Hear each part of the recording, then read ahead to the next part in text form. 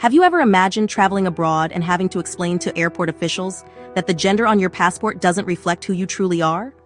For millions of transgender and non-binary Americans, that's not a hypothetical. It's their reality. And this week, that reality just became even more complicated.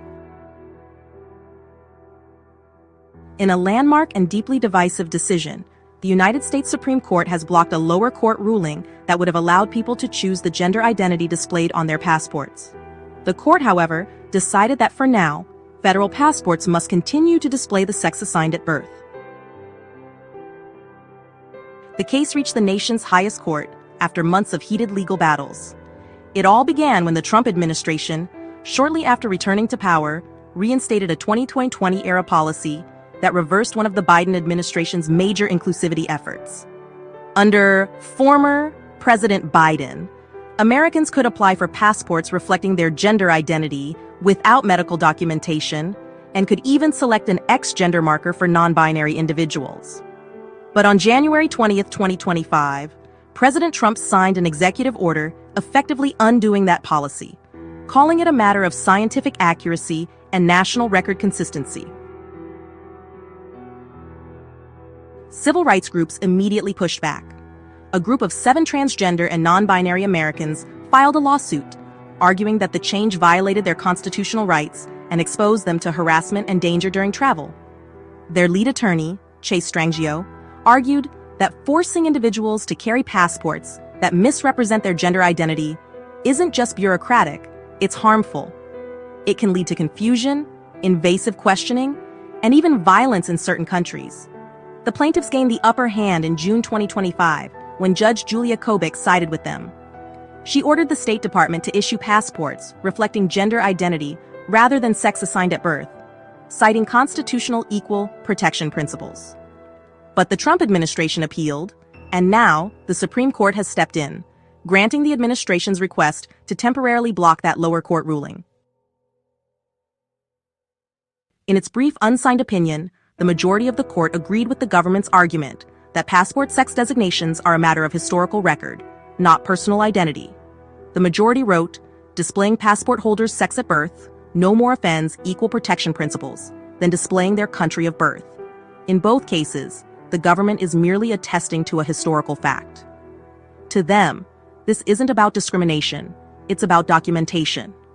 But to many Americans, it feels like a step backward in the long fight for recognition and dignity. The decision was far from unanimous. Justice Ketanji Brown Jackson, joined by Justices Sonia Sotomayor and Elena Kagan, delivered a fiery dissent. Jackson accused the majority of paving the way for the immediate infliction of injury without adequate or really any justification. She emphasized that the real harm here isn't theoretical or diplomatic, it's human. For many transgender and non-binary people, being forced to present a document that misgenders them isn't just uncomfortable, it can be humiliating and even dangerous. So, this ruling fits into a broader political and cultural moment in the United States.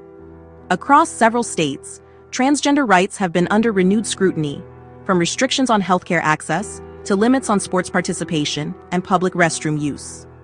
Legal experts point out that the passport case is part of a larger effort to reframe gender identity as a political issue, rather than a personal one. Critics argue that the administration's scientific reality justification lacks substance and serves mainly to roll back hard-won protections for LGBTQ+ Americans.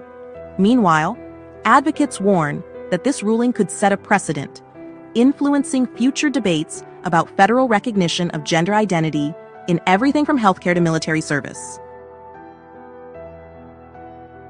At its heart, this isn't just a case about a passport. It's about what a government chooses to recognize as truth. Is a person's gender identity a lived reality, or is it something defined solely by the state at birth? For some, the Supreme Court's decision represents order and clarity. For others, it's a reminder that identity, something so deeply personal, is still being debated and decided in courtrooms. The case now heads back to the lower courts for a full trial, but the Supreme Court's message is clear. For now, the federal government has the upper hand. Whether that remains the case will depend on future rulings and on how Americans choose to engage in the conversation about identity, freedom, and equality. Because this is more than law, it's about who we are allowed to be.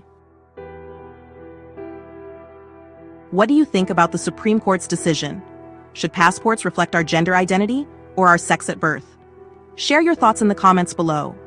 If you found this breakdown informative, don't forget to like, share, and subscribe for more deep dives into the stories shaping our world. Thanks for watching and stay informed. Catch you in the next one.